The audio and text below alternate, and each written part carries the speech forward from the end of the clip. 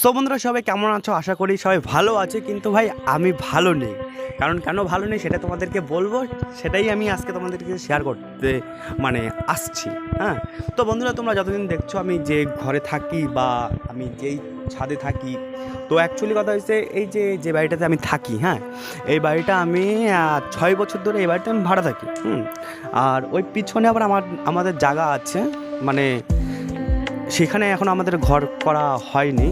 তো কিসের কিসের জন্য হয়নি সেই কিছু কারণ আছে, তো সেই কারণটা আমি আজকে তোমাদেরকে বলবো। প্রথম কথা হচ্ছে 2018 সালে, 18 কি 17 এই দুটো সালেই আমার হট করে আমার একটা মানে বড়সড় একটা রোগ ধরা পড়ে, যেটা হচ্ছে কিডনির প্রবলেম ধরা পড়ে। বাঁ সাইড কিডনিতে একটা ইনফেকশন হয়ে যায়।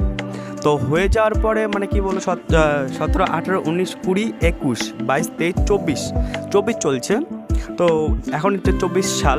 তো এর ভিতরে তো আমি কমপক্ষে 4 থেকে 5 বছর আমি ভুগি, মানে অসুস্থতাতে আমি ভুগি। আমি অনেক জায়গায় ডাক্তার দেখাচ্ছি, মানে দেখিয়েছি।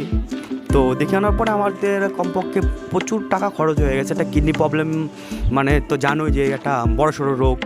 তো সেখানে আমাদের মানে কী বলবো, মানে বাড়ি করার জন্য আমাদের যতগুলো টাকা সেভিংস করা ছিল, তো সেই টাকাটা আমাদের মানে কী বলবো, ওই আমার আমার বাবা আমার পিছনে, মানে বাবা মা আমার পিছনে সেই টাকাটা নষ্ট করে দেয়, মানে তার ছেলেকে মানে কী বলবো, মানে পৃথিবীতে রাখার জন্য। মানে এই জন্য বাবা মা যে এতটা মানে ইম্পর্টেন্ট, একমাত্র শুধু ওই বাবা মাই জানে। যাই হোক, তো তারপরে কম কম করে ওই 32 থেকে 33 লাখ টাকা খরচ যায় আমার পিছনে, ওষুধ নিয়ে চিকিৎসা, চেক আপ হাসপাতালে দৌড়াদৌড়ি। আমার তো চিকিৎসা হয়েছিল সেই ভেলুরে, চেন্নাইতে সিএমসিতে চিকিৎসা হয়েছিল, অ্যাপোলোতেও হয়েছিল, কলকাতা শিশু মঙ্গলে হয়েছিল, চিত্তরঞ্জনে তো আমি ছিলাম। তো এখন বর্তমানে মানে কী বলবো, পিজিতে দেখিয়েছি। তো এখন ভগবানের আশীর্বাদে, তোমাদের আশীর্বাদে খুব সুস্থ আছি, খুব মানে আছি, মানে যে কিডনির যে প্রবলেমটা ছিল, যে আস্তে আস্তে জিনিসটা মানে কী বলবো, মানে প্রবলেম সলভ হয়ে গেছে। তো তারপরে মানে কী বলবো, যে আমার যে মানে ইউরিনের যে রাস্তাটা, সেখানে একটা ইনফেকশন ছিল, সেটাও ভগবানের আশীর্বাদে সব কিছু আস্তে আস্তে ঠিক হয়ে গেছে। তো আমরা যখন মানে কী বলবো, যে বাড়িটা করবো, যে এতগুলো টাকা মানে আমাদের কাছে ছিল, তো সেটা হচ্ছে কী বলবো, একটা বাড়ি করলে মানে কী বলবো 20 থেকে মানে কী বলবো 15 লাখ টাকা দিয়ে কিন্তু ভালো একটা বাড়ি করা যায়, ভালো একটা বাড়ি করা যায়। আর আমাদের যে জায়গাটা আছে সেটাও খুব ভালো একটা জায়গা। তো যেটা আমি তোমাদেরকে এখন বলতে যাচ্ছি, যেটা আমি বলতে যাচ্ছি সেটা হলো যে আমি যে বাড়িটাতে থাকি, সেই বাড়িটা থেকে 5 থেকে 6 বছর আমরা এই বাড়িতেই আছি। এরকম 5 বছর এরকমই আছে এই বাড়িটাতে। তো আজকে আবার আমাকে বাড়িওয়ালা ফোন করে বলছে যে তোমাদের এই বাড়িটাকে ছাড়তে হবে। তো ভালো কথা, ছাড়তে হবে, কিন্তু বাট আমার মনের ভিতরে একটাই প্রবলেম, মানে যে এক জায়গায় থাকতে থাকতে একজনের মানে এই জায়গাটার ভিতরে মানে কী বলবো, একটা ভালোবাসা জন্মে গেছে। তো জন্মে গেছে, তো এই জিনিসটা মানে বাড়িটা তো আমাদেরই না, তো সেটা বলে লাভ নেই।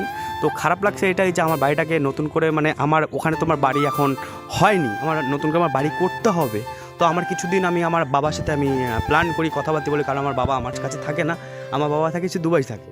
আর মা মানে মা আমার কাছে নেই, মা থাকে এখন বৃন্দাবনে থাকে, উনি কৃষ্ণ ভক্ত হয়ে গেছে। তার টোটাল আমি মানে কী বলবো, টোটাল আমি একা জীবন, মানে আমার জীবন টোটাল একা, আমি একদম পুরো একা মানুষ।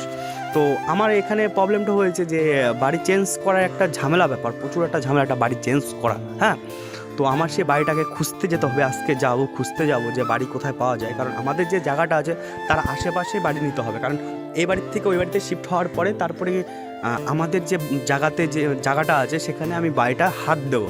তো মানে কী বলবো, অনেক টাকা খরচ হয়েছে, সেজন্য মানে কী বলবো লেট হয়ে গেছে বাড়িটা করতে। তো এই জন্য মানে মানে এখান থেকে চলে যাব, তো মানে এই জিনিসটা খুব খারাপ লাগছে, কারণ হচ্ছে মানে বাড়ি, তারপরে যে ছাদ, এখানে এসে আমি মানে করেছি, ভিডিও বানিয়েছি বা করেছি, তো এই জায়গাটা খুব মিস করব। তো আমি তোমাকে এটা মানে তোমাদেরকে আমি এই জায়গাটা আমি একটু ঘুরিয়ে দেখাই যে কেন এত মিস করবো। দাঁড়াও, তোমাদেরকে দেখাচ্ছি। সো বন্ধুরা, তোমরা দেখতে পাচ্ছ যে এটা হচ্ছে ছাদ, আর আমি যে পিছনে কত গাছ লাগিয়েছিলাম, লাগানোর পরে তখন এখন এগুলো সব মানে কি বলবো নষ্ট করতে হবে আমার, সেগুলো এখন এই গাছগুলো আমাকে মানে কি বলবো ভেঙে ফেলে দিতে আমার খুব কষ্ট লাগে, কারণ আমি শখের মানে সব কিছু মানে আমার শখের। তো আমার এই পাশটা মানে আমি যখন আমার ভালো না লাগতো, আমি এই পাশটা এসে বসে থাকতাম, এই যে এই পাশটাতে বসে থাকতাম। এই যে কোণাতে আমি এই কোণাতে বসে থাকতাম, এই কোণায় আমি বসে থাকতাম। আর এই ছাদ এত সুন্দর একটা জিনিস। তো সত্যি কথা বলতে যে এই জায়গাটা ছাড়তে হবে, তো শুনে আমার কাছে খুব খারাপ লাগছে, এতটা খারাপ লাগছে তোমাদেরকে ভাই বলে বুঝতে পারবো না। আর সবচেয়ে বড় কষ্ট হয়েছে কি, বাড়িতে কেউ নেই, আমার একার তো মানে এইসব চেঞ্জ করতে আমার একদম পুরো খারাপ লাগবে, টোটালি খারাপ লাগছে, একদম পুরো খারাপ লাগছে।